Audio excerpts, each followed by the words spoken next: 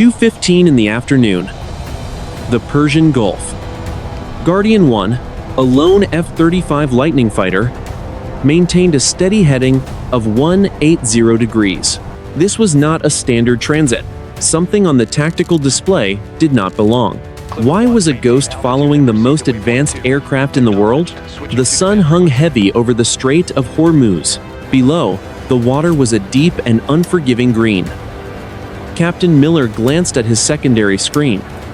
The radar showed a clean sky. The infrared sensors showed nothing but cold air. But the data link told a different story. According to the encrypted network, Guardian 1 had a wingman. It was a wingman that did not exist on the flight plan. The second contact was exactly 500 meters to his left. It matched his speed of 400 knots. It matched his altitude of 22,000 feet. Miller looked out the canopy. To his left, there was only the vast and empty horizon. He blinked. Then he saw it. A shimmering distortion appeared in the air. A shape that looked like an Iranian F-14 Tomcat. It was a silhouette carved out of the heat haze. It was impossible. The 14 was a legacy jet. It could not match the stealth profile of his fighter. Yet, there it was. The pilot keyed his radio. Control. This is Guardian 1. Confirm status of my wingman. The response from the Combat Information Center on the carrier was immediate. Guardian 1. Control. You are solo. Repeat. You are a single ship. No other friendly assets are in your sector. Miller felt a chill that had nothing to do with the cockpit temperature. He adjusted his heading by 5 degrees. The shadow adjusted with him. It was a perfect mirror. It was as if the laws of physics had decided to play a game with his life. 50 miles away, inside an Iranian radar station near Bandar Abbas, a young technician stared at his console. He saw a single blip. Then the blip divided. 1 became 2. Then 2 became 1 again.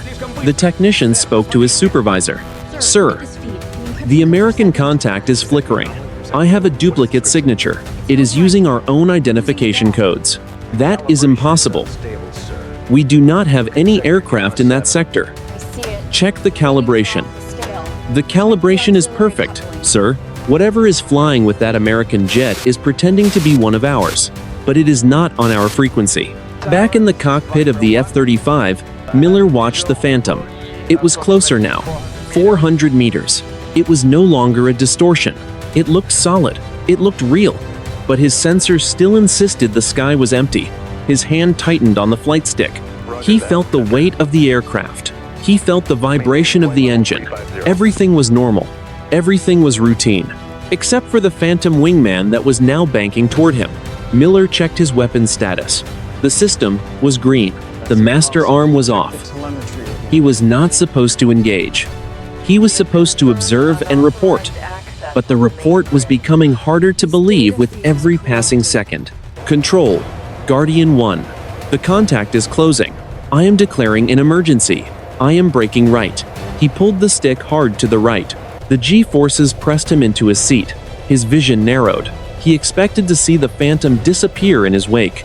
He was wrong. When he leveled the wings, the Phantom was still there. It was still 500 meters to his left. It had followed the maneuver perfectly. It had not lost an inch of distance. It was not a reflection. It was an interceptor. The morning was still quiet. It would not stay that way. 2:18 in the afternoon. Captain Miller watched his fuel state. It was steady. His oxygen levels were normal, but his heart rate was climbing. He was a professional. He was trained for every scenario. But there was no manual for a ghost. The pilot spoke into the radio. Control. Guardian 1. The contact is mimicking my flight profile with zero latency. I am going to attempt a vertical climb. Control. Are you receiving my telemetry? The controller at the Combat Information Center responded. Guardian 1. We have your telemetry. It shows a single aircraft. Your data link is reporting a wingman, but there is no hardware signature. We are seeing a digital echo. Confirm. A digital echo? Miller asked. The controller's voice was flat. Negative. We cannot confirm. It is as if your own jet is telling us there are 2 of you, but the radar from the USS Abraham Lincoln sees only 1. Miller did not like that answer. He pulled the nose up. He rammed the throttle forward into afterburner. The F-35 surged. The sky turned from blue to a dark indigo as he punched through 30,000 feet. He checked his left. The Phantom was still there. It was climbing at the exact same angle. It was not using afterburners. There was no visible exhaust. There was no heat ripple. It was just a shape. A perfect and silent shadow. 20 miles to the east, the Iranian station at Bandar Abbas was in a state of high alert. The supervisor, Colonel Farzad, stood over the technician. "Tell me again," Farzad ordered. The technician pointed at the glass. "The American is climbing. The second blip is still there. But look at the signal frequency, sir. It is broadcasting an Iranian Air Force transponder code. It is using the identification code for a pilot who died 3 years ago." Farzad felt the air in the room grow heavy. "That is impossible. That code was retired. It is not in the active database. The system is recognizing it anyway, sir," the technician said. "The American pilot must be seeing it too. He is trying to run, but he cannot." Farzad turned to a communications officer. "Get me the regional command. Tell them we have a breach, not a physical one. Something is in our network, and it is flying next to the Americans." Miller reached 45,000 feet. He leveled off. The F-35 was at the edge of its service ceiling. He looked at the Phantom. It was closer now, 300 meters. He could see the markings on the side of the aircraft. They were Iranian. The numbers were clear. Miller spoke into the radio. "Control. I can see the tail number. It is in 14. Registration 6-1601. Does that mean anything to you?" A long pause followed. The silence on the radio felt like a weight. The controller returned. "Guardian 1. Stay clear of that contact. That tail number belongs to an aircraft that crashed in the Gulf of Oman in 2021. There was no survivor. There was no wreckage." Miller looked back at the Phantom. The cockpit of the 14 was visible now. He saw a pilot. The figure did not turn its head. It did not move. It sat perfectly still. Then the Phantom pilot turned. It looked directly at Miller. Miller keyed his radio. "Control. It just looked at me. It has a face." The sky was cold. The sun was bright. And the ghost was no longer just a shadow. 2:21 in the afternoon. The sky over the Persian Gulf. The cockpit of the F-35 was a hive of digital activity. Captain Miller watched as his helmet-mounted display flickered. Symbols for threats and allies danced across his visor. The Phantom was still there. It sat off his wing with impossible stability. It did not bounce in the turbulence. It did not drift. It was as if it were tethered to his own airframe by an invisible rod. Miller took a breath. He switched his radio to the International Guard frequency. This was the open channel used by all aircraft for emergencies. The pilot spoke firmly. "Unidentified aircraft on my left wing. You are in close proximity to a United States Navy flight. Identify yourself and break away immediately." Silence. Only the static of the empty frequency filled his headset. Miller tried again. "Iranian station. This is Guardian 1. I have a contact in my vicinity bearing your markings. Tail number 6-1601. Confirm this is your asset." Hundreds of miles away, the Iranian sector command at Bandar Abbas was in chaos. Colonel Farzad listened to the American transmission on the guard frequency. He looked at the radar screen. The blips were so close they had merged into a single jagged pulse of light. Farzad spoke to his radio operator. "Respond. Use the guard channel. We must know what they are seeing." The operator keyed the transmitter. "Guardian 1. This is Bandar Abbas Control. We have no aircraft in that sector. Repeat. No Iranian aircraft are airborne within 50 nautical miles of your position. We are tracking a single contact with a corrupt data signature. Break away." Miller heard the Iranian voice. It was accented but clear. The realization hit him. If the Iranians were not flying this jet, then nobody was. "Control. This is Miller.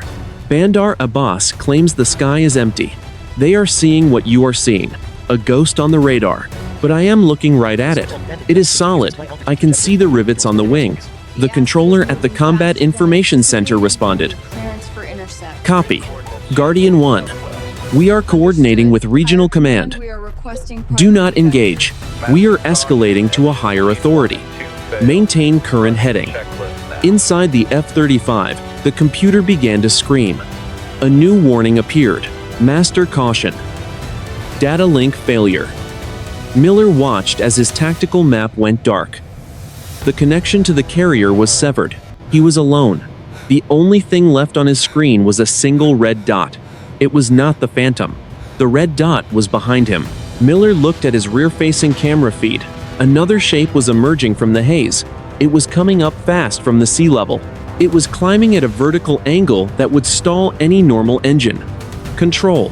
I have a second contact, Miller said. He did not realize his radio was no longer transmitting. Say again? I have a second Phantom, closing from the 6 o'clock position. The first Phantom, the 14, finally moved. It did not bank. It did not roll. It simply slid through the air sideways. It moved closer until its wingtip was less than 10 meters from Miller's canopy. The Phantom pilot turned his head again. This time, the face was not a blur. Miller saw eyes. They were wide. They were unblinking. They were not human. Miller gripped the stick. He felt a sudden, sharp vibration in the floor of the jet. It was not the engine. It was a frequency, a low hum that vibrated in his teeth. The second contact surged upward. It leveled off on his right side. He was now bracketed. 2 Phantoms, one on each wing. Both were identical. Both carried the tail number of a dead man's plane. The vibration grew louder. The cockpit lights turned a deep, blood red. The pilot spoke to an empty radio. They are touching my wings. Control. They are touching me. The F-35 began to shake. The most advanced fighter in the world was no longer under Miller's control. The Phantoms were not just following him. They were taking him somewhere. The sky began to darken, even though the sun was still high. 2:24 in the afternoon. The Central Command Forward Headquarters. Inside the darkened room of the Combined Air Operations Center, the atmosphere shifted from routine monitoring to crisis management. General Vance stared at the main wall display. The icon for Guardian 1 was flashing amber. The data stream was a mess of corrupted code. The general turned to his lead analyst. Talk to me. Why is Miller off the net? The analyst did not look up from her screen. Sir, we are seeing massive electromagnetic interference centered exactly on his coordinates. It is not a jammer. It is as if the local physics of that airspace are breaking down. His GPS is offset by 3 miles and climbing. What about the Phantoms? Vance asked. The radar from the carrier still sees one ship, the analyst said, but the satellite feed is showing 3 distinct heat signatures. They are tucked in so tight they look like a single blip to the older radar sets. They are bracketing him, sir. They are pinching his flight path. Vance looked at the rules of engagement board. The situation was a nightmare. The aircraft looked like Iranian assets. They carried Iranian markings. If Miller fired, he started a war. If he did not fire, he might be forced into Iranian airspace or into the sea. The general spoke to the room. The ROE is clear. He has the right to self-defense if he is under a manifest threat. But what is the threat? They have not painted him with radar. They have not opened weapons bays. They are just flying. Back in the cockpit of the F-35, the struggle was physical. Miller pulled back on the stick with both hands. The aircraft did not respond. It was flying on its own. The 2 Phantoms were now so close that their wings were overlapping with his. He could see the oil stains on their engines. He could see the glare of the sun on their glass. Miller spoke into the dead radio. I am not in control. You are. Whoever you are, take the stick. The Phantom on his left began to bank. Miller's jet followed. There was no mechanical link. There was no electronic override. It was a sympathetic movement. His aircraft was being pulled by the wake of the other 2. The vibration in the floor of the cockpit reached a crescendo. It was a physical sound, a low, pulsing thrum that made the glass of his instruments cloud over. Miller looked at his left wingman. The pilot in the other cockpit was looking at him again. The eyes were black. They were entirely black. No pupils, no whites, just two voids reflecting the cockpit lights. 5 miles away, a real Iranian F-14 Tomcat was closing in. This was a physical aircraft. It was piloted by a human being. Major Salami had been scrambled from Bandar Abbas with orders to identify the intruder. Salami looked at his radar. Command. This is Eagle 1. I have the American in sight. He is not alone. The controller at Bandar Abbas responded. Eagle 1. We see the American. We do not see his escort. Identify the other ships. Salami squinted through his visor. He was 3 miles out. 2 miles, 1 mile. He saw the F-35. It was sitting between two identical gray jets. They looked like his own aircraft. But they were wrong. They were too smooth. They had no seams. Command, Salami said. His voice was trembling. They are not our planes. They are shadows. They look like my jet, but they are. They are shimmering, like a desert mirage. Eagle 1. You are cleared to engage if the American is under attack, the controller said. Salami moved his finger to the missile trigger. I cannot get a lock. My radar says there is only blue sky. My eyes say there is a massacre waiting to happen. The two Phantoms suddenly increased their bank angle. They were forcing Miller toward the coast, toward the heart of the Iranian defense grid. The American pilot and the Iranian pilot were now looking at the same impossible sight. The bracket was tightening. The space between the wings was down to 2 meters. One small gust of wind would cause a mid-air collision that would kill both men and ignite a regional conflict. The air was screaming. Miller felt the nose of his jet dip. He was being pushed down toward the water. 2:27 in the afternoon. The sky was no longer blue. It had taken on a strange, metallic sheen. Inside the cockpit of the F-35, Captain Miller was fighting a ghost. The aircraft was descending at 3,000 feet per minute. He pulled the emergency manual override. Nothing happened. The flight computer was slave to the movements of the Phantoms. They were not using electronic warfare. They were rewriting the flight software from the outside. Miller looked at his right wing. The second Phantom was so close he could see the reflection of his own helmet in its canopy, but the reflection was wrong. It did not show Miller. It showed a pilot wearing a flight suit from 40 years ago. Miller spoke, his voice a whisper against the hum of the vibration. You are not real. This is not happening. The Phantom pilot on the right did not look at him. It stared straight ahead. Its hands were not on the controls. They were folded in its lap. The jet was flying itself. 5 miles away, Major Salami, in the Iranian F-14, made a decision. He switched his weapon selector to the heat-seeking Sidewinder missile. He did not have a radar lock. He did not have a digital tone. But he had a visual command. This is Salami, the major said. The American is being abducted. I am moving to intercept. If I fire, it is at the shadows, not the American. The colonel at Bandar Abbas hesitated. The weight of history was on his shoulders. Eagle 1, you are cleared to fire. Save the American jet. Do not let those things reach our coastline. Salami pushed his throttles to full power. His old Tomcat roared. He closed the distance. 1 mile, half a mile. He was now right behind the 3 aircraft. They looked like a single, massive wing in the sky.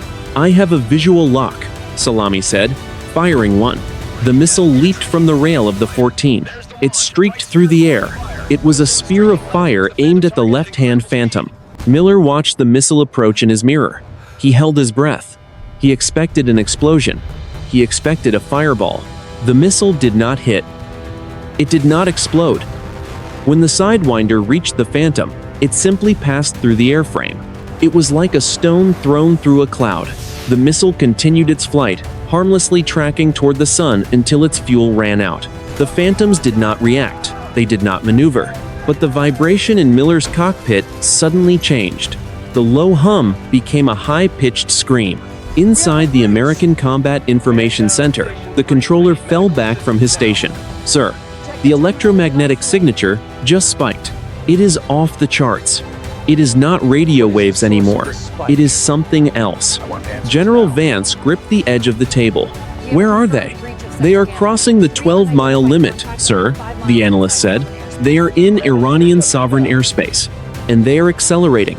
The three jets, the F-35, and its two silent captors suddenly pitched their noses up.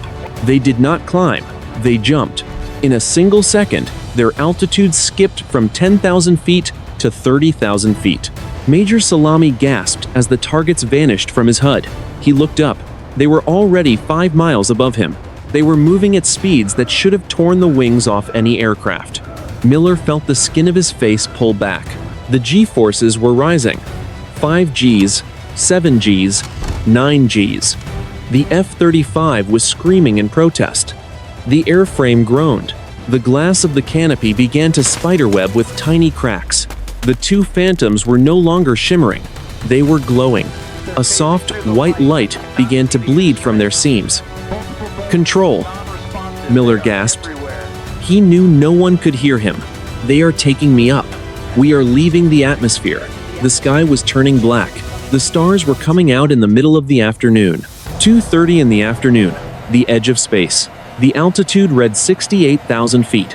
The F-35 was far above its cleared ceiling. The engine was gasping for oxygen. The turbofan was at the limit of its physical endurance, but the jet did not stall. It did not tumble. The two Phantoms held it in a digital grip. They were the source of the momentum now. Miller's vision was narrowing. The G-load was a steady, crushing weight of 9 Gs. His pressure suit was inflated to the maximum. It felt like a giant's hand was squeezing the air out of his chest. Every breath was a calculated struggle. "Control. If you can hear me, I am at 70,000 feet," Miller whispered. His voice was a rasp. "The Phantoms. They are merging." He looked to his left. The wing of the first Phantom was no longer 10 meters away. It was 5 meters, 2 meters. Then, it happened. The silver wing of the Phantom slid into the wing of the F-35. There was no sound of tearing metal. There was no explosion. The two objects simply shared the same coordinates. Miller watched in horror as the Phantom cockpit moved into his own. He was sitting in 2 cockpits at once. The controls of the F-35 were still there, but the controls of the Phantom, older, analog, and covered in Persian script, were layered over them like a transparency. 2:30 and 30 seconds. The blackness of the upper atmosphere was absolute. Above, the stars were sharp and cold. Below, the Persian Gulf was a curved sapphire. Inside the Combat Information Center on the USS Abraham Lincoln, the radar operators were standing. "I have a thermal spike," the analyst shouted. "Altitude is 85,000 feet. Velocity is Mach 4.2. It is still climbing." General Vance gripped the radio handset. "Guardian 1. Miller.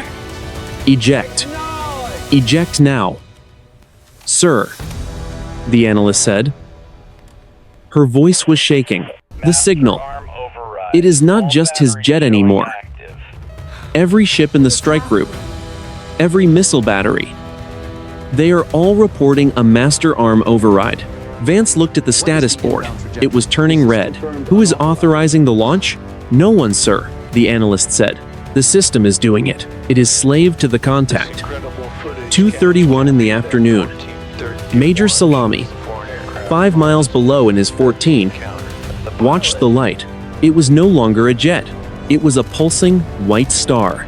The light was so bright it cast shadows across his own instrument panel. "Command, this is Salami," the major cried.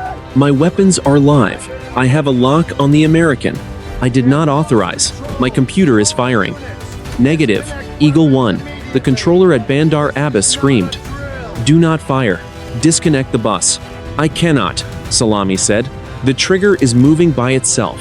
At 90,000 feet, Miller felt the cold. It was not the cold of the air. It was a cold that came from the Phantom. The pilot with the black eyes was now sitting in the seat next to him. They were 2 inches apart. The Phantom pilot turned his head. He reached out a hand. The hand was a blur of static. It moved toward the F-35 weapons release button. Miller tried to move his arm. He was a statue. He was a prisoner in his own skin. He watched as his own finger, guided by the Phantom's influence, moved toward the red button. The entire world seemed to hold its breath. On the carrier, in the desert, in the cockpit, the weapons were ready. The target was everything. The tension was a wire stretched to the breaking point. The vibration in the airframe reached a frequency that was beyond sound. It was a scream in the marrow of his bones. The white light expanded. It swallowed the cockpit. It swallowed the sky. 2:31 in the afternoon. The silence was absolute. The screaming vibration, the white light, and the crushing G-force vanished in a single heartbeat. Captain Miller opened his eyes. The cockpit of the F-35 was dark. Every screen was black. The hum of the engine was gone. He was no longer at 90,000 feet. He looked out the canopy. The stars were gone. He was back at 22,000 feet, but the phantoms were gone. Miller grabbed the stick. It was limp. The fly-by-wire system was dead. Control. "This is Miller," he said. There was no side tone in his ear. The radio was a brick. 5 miles away, Major Salami was experiencing the same nightmare. His 14 was a cold, dead weight in the sky. His needles were stuck at the moment of the flash. He looked toward the position where the American had been. The sky was empty. Inside the Combat Information Center of the USS Abraham Lincoln, every monitor had turned to static. The lights were running on emergency power. General Vance stood in a room that had gone from a high-tech nerve center to a dark basement. "Status," Vance commanded. The lead analyst was frantically flipping switches. "Everything is down, sir. Not just the radar, the internal phone system, the digital watches, even the backup generators tripped." "The Iranians?" Vance asked. "I assume they are blind too, sir. Every electronic signal in the Strait of Hormuz has been neutralized." Back in the air, the F-35 and the 14 were falling toward the sea. Miller watched his altimeter. It was not moving, but his eyes told him the truth. The horizon was rising. He reached for the manual ejection handle. He pulled. Nothing. The explosive bolts did not fire. The seat stayed locked in the floor. He was trapped in a dead machine. Then, a voice crackled in his headset. It was not the controller. It sounded like it was coming from inside his own head. "Look to your right, Captain." Miller turned his head. The Phantom was not there. Instead, the Iranian 14 was glinting in the sun. Major Salami was fighting his controls just as hard as Miller was. Then, the unexpected happened. A third voice joined the frequency. It was calm. It was genderless. It spoke in both English and Farsi simultaneously. The weapons were not permitted to fire. The conflict is not authorized. Suddenly, Miller's primary flight display flickered to life. It did not show his fuel or his altitude. It showed a map of the entire region, but it was not a map made by the American military.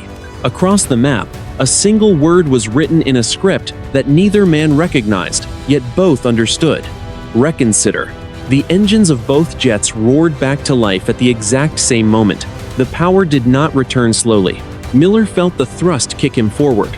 Salami felt his Tomcat surge. The two pilots, enemies by doctrine, were now flying side by side in a sky that felt fundamentally changed. The Phantoms had not just disappeared. They had left a message. Miller looked at his radar. It was working again. He was no longer just seeing his own side. He was seeing the world through the Iranian radar, and Salami was seeing through his. They were linked. The morning was over. The crisis had not ended. It had simply changed shape. 2:33 in the afternoon. The cockpit displays in Guardian 1 were a kaleidoscope of impossible data. Captain Miller watched as his tactical map merged with the Iranian sensor grid.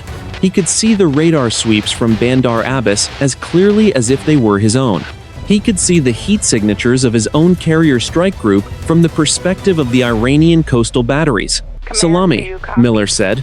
He used the name he had heard on the guard frequency earlier. He did not know if his radio would work, or if the link would carry his voice. "Major Salami, can you hear me?" The response was instantaneous. The audio was crystal clear, lacking the typical crackle of long-distance radio. "I hear you, Captain Miller. My screens. They are showing me your ship, the Lincoln. I can see your crew on the deck. I see your station at Bandar Abbas," Miller replied. "I see your fuel reserves. This is not our technology. Below them, the Persian Gulf remained a sheet of glass, but the tactical reality had become transparent. The link had stripped away every secret. Stealth was irrelevant. Encryption was meaningless. The two pilots were floating in a world where every move was visible to the other. Inside the Iranian Sector Command, Colonel Farzad stared at his main screen. The American and Iranian blips were no longer dots of light. They had become detailed three-dimensional models. He could see the F-35's weapon loadout. He could see the serial numbers on Salami's engines. "Sir," the technician whispered, "the Americans are calling us. Not through the radio. The computer is just talking." Farzad picked up the headset. He didn't wait for a protocol officer. "This is Bandar Abbas. Who am I speaking to?" "This is General Vance. On the Lincoln." The voice came back. It was not a radio call. It was a direct, clear-channel communication that bypassed every firewall in both nations' militaries. "General, I am looking at your home office. I assume you are looking at mine." A long silence followed. The weight of the situation was staggering. Two nations that had been on the verge of a shooting war minutes ago were now digitally naked before each other. "The Phantoms," Farzad said. "Where are they?" "They are not on my radar," Vance replied. "But the energy signature that merged our systems is still active. It is acting as a bridge. It is as if something has decided we should no longer have secrets." High above, Miller watched his sensors. The Phantoms had vanished, but the air felt charged, like the atmosphere before a lightning strike. Suddenly, the blue glow on his map began to move. The two Phantoms reappeared. They did not come from the horizon. They manifested directly between the F-35 and the 14. But they were no longer aircraft. The shapes were shifting. They were columns of fractured light, rotating in a way that hurt Miller's eyes to track.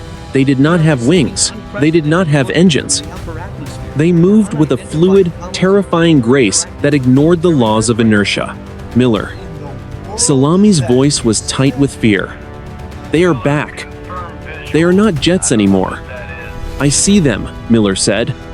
They are scanning us." The columns of light drifted toward each other. They touched, and for a second, a sound filled the air that was not heard by ears, but by the mind. It was a sequence of tones mathematical, precise, and ancient. The Phantoms were not invaders. They were observers, and they were clearly unimpressed by the weapons they had just disabled. 2:35 in the afternoon. The columns of fractured light hung suspended in the thin air, a mile above the water. They did not flicker. They did not cast shadows. They simply existed as tears in the fabric of the afternoon. Captain Miller kept his hands away from the weapon triggers. His F-35 was flying in a perfect, computer-stabilized orbit. He watched the light. It was moving in a rhythmic, geometric pulse. "Salami. Do not lock your radar. Do not move toward them." "I am a passenger, Captain," Salami replied. His voice was hollow. "My aircraft is holding position. I think they are communicating." Inside the cockpits, the digital displays changed again. The tactical maps vanished. In their place, a stream of images began to scroll. At a blinding speed, it was a history of the region. Not the history found in books, but a chronological record of every missile launch, every sunken ship, and every border skirmish of the last 50 years. The images were accompanied by a data readout that showed the cost of every conflict, not in currency, but in energy, in lives, and in the chemical composition of the atmosphere. "They are showing us our own work," Miller whispered. On the USS Abraham Lincoln, General Vance watched the same data stream on the command bridge. The bridge crew was silent. They saw the 1,988 shootdown of the Iranian airliner. They saw the tanker wars. They saw the precision strikes of the modern era. The footage was not grainy. It was high definition, captured from angles no human camera could have reached. "It is an audit," the lead analyst said. Her voice was trembling. "They are auditing our presence in this sky." The columns of light suddenly converged. They merged into a single sphere of white radiance that sat directly between the two fighter jets. The sphere began to expand. As it grew, it displaced the air with a soft, melodic hum. Miller felt the hair on his arms stand up. The sphere was not hot. It was a vacuum of information. He saw his own life reflected in the surface of the sphere. His training, his family, the moment he first took flight. He realized with a shock that Salami was seeing it too, and Miller was seeing Salami's life. The link had moved beyond radar and radios. It was now in bridge between the pilots themselves. Miller felt the Major's grief for a lost brother. He felt the Major's pride in his service. He felt the shared human fear of the unknown. "You wanted to defend your home," Miller said, the words forming in his mind before he spoke them. "And you wanted to protect your brothers," Salami replied. The sphere reached a diameter of 100 meters. Then, it stopped. The white light turned a deep, obsidian black. For a moment, it looked like a hole had been punched into the world. The voice that spoke next was not in their headsets. It was a resonance in the airframe itself. "The primitive era of hidden intent is concluded. If you wish to destroy one another, you will do so with full knowledge of the consequence. The veil will not be restored." The black sphere began to shrink. It did not fade. It collapsed inward, drawing the surrounding air into a localized vortex. The F-35 and the 14 were buffeted by the sudden atmospheric pressure change. Miller gripped the stick. As the flight controls returned to his command, the blue glow on his screens remained. The Iranian data was still there. The link was not being severed. It was being made permanent. "Control, this is Miller," he said. The radio was back, but the side tone was different. It was layered with the sounds of the Iranian command center. "The phantoms are gone, but the systems, they aren't resetting." "We know, Miller." Vance's voice came through. The general sounded older. "We are seeing everything, and they are seeing us." The mystery had not ended with a departure. It had ended with an exposure. 2:40 in the afternoon. The black sphere was gone. In its place was a sky so clear it looked artificial. Captain Miller looked at his screens. The link remained active. He could still see the heartbeat of the Iranian Major on his secondary display. He could see the fuel levels of the Iranian coastal batteries. The transparency was total. "Guardian 1, this is Control." General Vance's voice was calm, but it carried the weight of a man who had just seen the end of the world, as he knew it. "Miller, Major Salami, you are both ordered to return to your respective bases. Do not maneuver. Do not engage. The link is being treated as a shared neutral environment." Miller looked out the canopy. Salami's 14 was already turning east, toward the Iranian coast.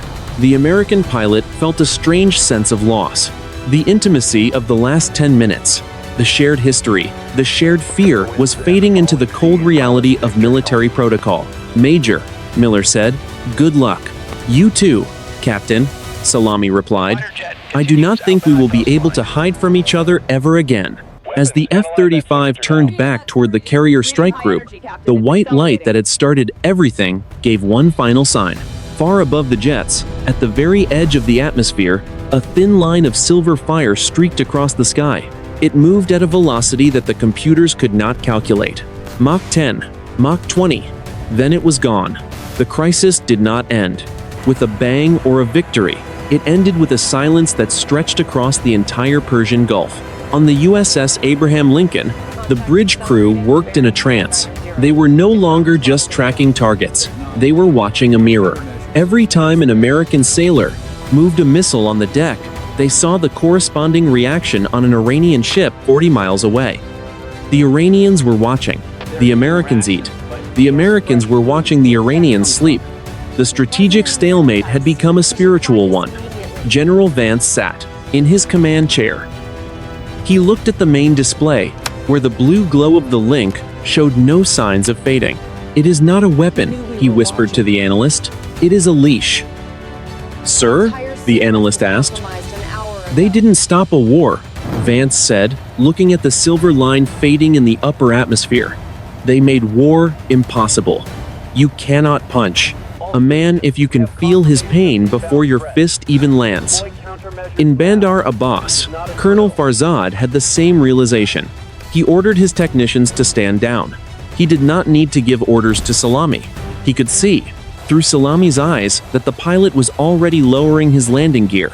The two fighters landed on their at exactly 2:45 in the afternoon. When Miller shut down his engine, the cockpit screens did not go dark. They displayed a single, final line of text in the center of the glass. Observation continues. The pilot climbed out of the cockpit. He did not look at the deck crew. He looked up at the sky. It was empty. It was quiet, but for the first time in his life, Miller did not feel like he was flying alone. The Phantom Iranian fighter had not been a ghost of the past. It was a herald of a future where secrets were the first casualty of a higher power. 6 hours later, 6:15 in the evening, Al Udeid Air Base, Qatar.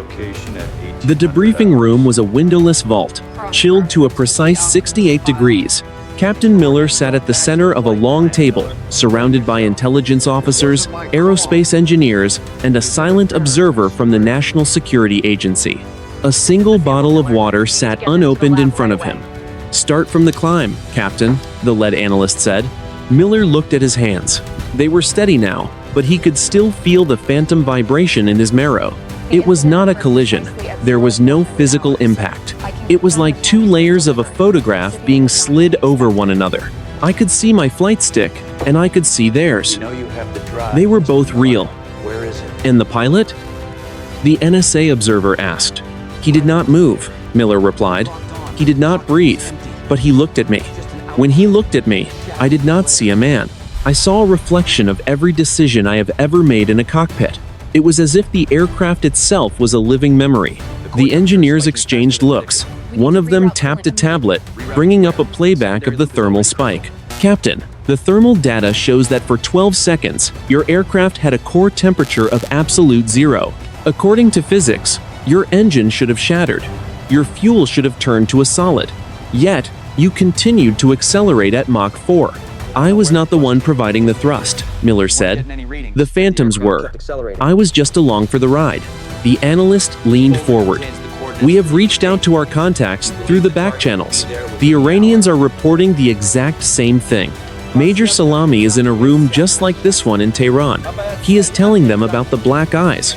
He is telling them about the link that is still active. So, it is still there," Miller said. "It is still there," the analyst confirmed. "Every time we try to reboot the servers, the blue grid reappears. We cannot firewalls it. We cannot encrypt it. It is as if the entire electromagnetic spectrum has been rewritten to favor transparency. The Secretary of Defense is calling it forced peace. The technicians are calling it the end of secrets." Miller thought about the black sphere and the voice that had resonated through his bones. "The primitive era of hidden intent is concluded." "They were auditing us," Miller said, echoing General Vance's words. "They finally decided that we could not be trusted with the dark." The gray-haired analyst sighed and closed his folder. "We found something else in the sensor logs. Just before the Phantoms vanished, they emitted a burst of gravitational waves. We traced the origin. It did not come from Hainan, or Moscow, or even the moon." Miller looked up. "Where did it come from?" The analyst hesitated. "Deep space, somewhere near the Oort cloud. And Captain, there are more signatures. Dozens of them. They are moving toward Earth. They are not coming to invade. They are coming to watch." The room went silent. The hum of the air conditioning seemed suddenly very loud. Miller realized that his career as a stealth pilot was over. There was no longer any place to hide. 3 days later, 9 o'clock in the morning, Washington, D.C., and Tehran. The world had not yet realized that the rules of existence had changed. To the public, the incident in the Persian Gulf was reported as a massive electromagnetic solar flare that had temporarily disrupted satellite communications. But in the halls of power, the atmosphere was one of quiet, paralyzed realization. A strategic assessment sat on the desk of the president. It was a joint document, compiled with unprecedented cooperation from the Iranian Ministry of Defense.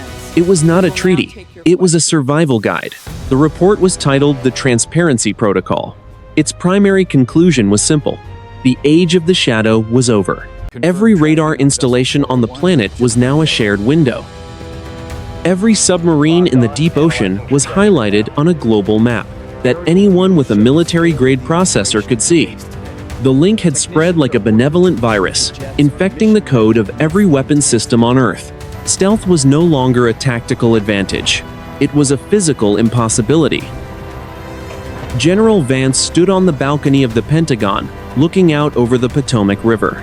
He held a secure tablet that showed the live positions of every carrier strike group in the world. Next to them, in the same blue light, were the positions of every rival vessel. There were no surprises. There were no ambushes. The analysts call it the Great Leveler, Vance said to the officer standing beside him. We spent trillions of dollars trying to become invisible. They spent trillions trying to see us. Now, everyone sees everything. For free. The officer looked at the clear spring sky. And what about the ones who did it? The Phantoms? Vance shook his head. They haven't spoken since the Gulf. They don't need to. They left the lights on so we couldn't keep fighting in the dark. It is a forced evolution. We have to learn to speak to our enemies because we can no longer hide our intent from them. In a small garden in Tehran, Major Salami sat with a cup of tea. He was no longer on flight status. No one was. The air forces of the world were grounded, not by decree, but by the sheer futility of flying machines that could be tracked from the moment the hangars opened. He thought of Captain Miller. He wondered if the American was also sitting in a garden, feeling the strange weight of a peace that had been imposed by a higher intelligence. He realized that he didn't have to wonder. He pulled out a small handheld device, a gift from the technicians who were studying the link. He opened the interface. He searched for the signature of Guardian 1. The screen showed a small blue dot in Virginia. It was stationary. It was calm. Salami felt a ghost of that shared connection from the cockpit. He sent a single, numerical string through the open channel. A mathematical greeting. 5 seconds later, the dot in Virginia pulsed twice. Miller had received it. Modern warfare had been decided not by the side with the better missiles, but by a power that viewed those missiles as toys. The final philosophical assessment of the Joint Task Force was etched into the mind of every person who had touched the link. The universe is not empty. It is a crowded room. And in a crowded room, the only way to live without conflict is to be honest about where you are standing. The silver lines in the sky were still there, invisible to the naked eye, but clear on the new sensors. The observers were not finished. They were just beginning to watch. The sun set over the Gulf, over the Lincoln, and over the quiet airfields of a dozen nations. The world was vulnerable. The world was exposed. And for the first time in human history, the world was truly, terrifyingly quiet.